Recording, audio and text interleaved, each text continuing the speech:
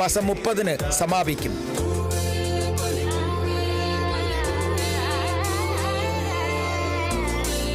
News desk, Kerala vision news.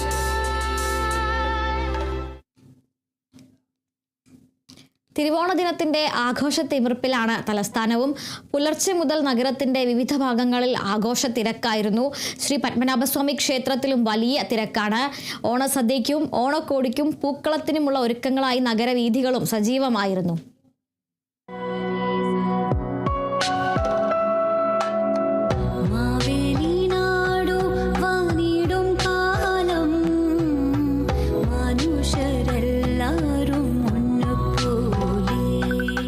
തിരുവോണദിനത്തിൽ Shri Padmanabhaswamy ക്ഷേത്രത്തിലടക്കം തലസ്ഥാനത്തെ ക്ഷേത്രങ്ങളിൽ വൻ ഭക്തജനത്തിരക്കാണ് അനുഭവപ്പെട്ടത്.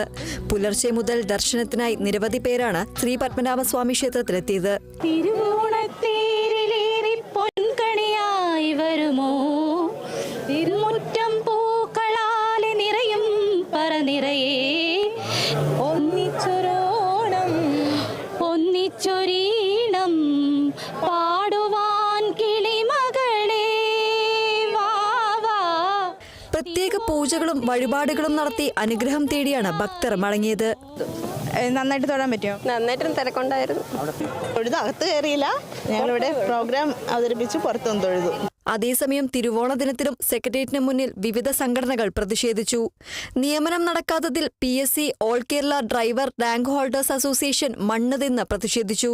യോഗ്യതയ്ക്ക് വില കൽപ്പിക്കുക, അധ്യാപിക വിദ്യാർത്ഥി അനുപാതം 1:20 ആക്കുക.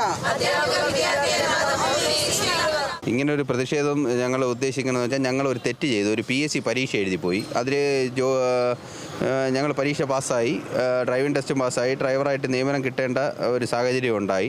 അപ്പോൾ നിയമനം കിട്ടേണ്ടതായിട്ട് സ്വാഭാവികമായിട്ട് ഞങ്ങൾ എവിടെയൊക്കെ വേക്കൻസി ഉണ്ടെന്ന് പോയി ചോദിക്കും.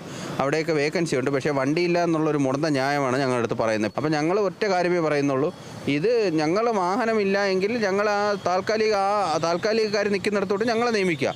എന്നിട്ട് വാഹനം വരുമ്പോൾ ഞങ്ങൾ ഈ സാങ്ഷൻഡ് പോസ്റ്റിലോട്ട് മാറിക്കോളാം. ഇതാണ് ഞങ്ങളുടെ ആവശ്യം. വേളി ടൂറിസ്റ്റ് വില്ലേജിലെ സെക്യൂരിറ്റി ജീവനക്കാരും സെക്രട്ടേറിയറ്റിന് മുന്നിൽ പട്ടിണി സമരം നടത്തി. സമരം മുൻ മന്ത്രി V. ശിവൻകുട്ടി ഉദ്ഘാടനം ചെയ്തു. Kerala vision news, Thiruvananthapuram. ഓണക്കാഴ്ചകൾ ഇനിയും നിരവധിയുണ്ട്.